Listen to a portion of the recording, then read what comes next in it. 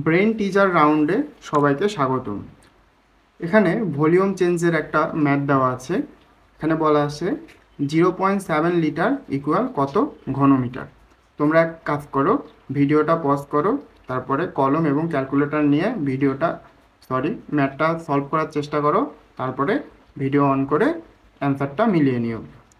এখন আমরা যদি এটা সলভ করার চেষ্টা করি, আমরা আগের ক্লাসে শিখে আসছিলাম 1 লিটার ইকুয়াল 1000 সিএম কিউব, অর্থাৎ 1 লিটার ইকুয়াল 1000 মিলিলিটার অথবা 1000 সিএম কিউব, এটা আমরা শিখেছি।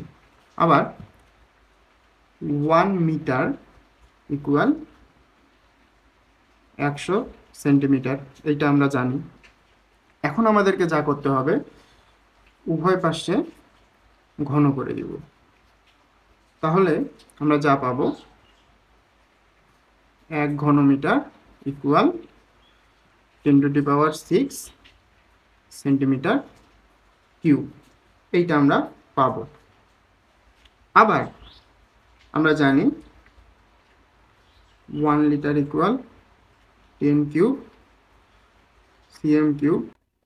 এখন যদি আমরা 10 কিউব লিটার ইকুয়াল বের করতে চাই, তখন আমাদের যা করতে হবে 10 cube into 10 cube CM cube, অর্থাৎ 1000 লিটার বা 10 cube litre equal 10⁶ CM cube.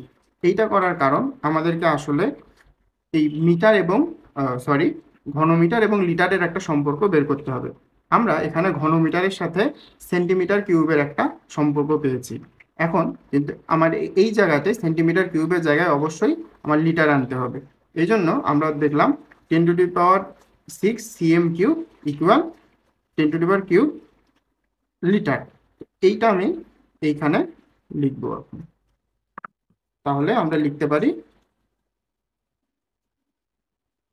1 ঘনমিটার equal 10 cube litre.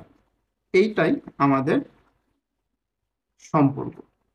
তাহলে এখানে আমরা এখন লিখতে পারি 10 cube litre equal 1 metre cube, বা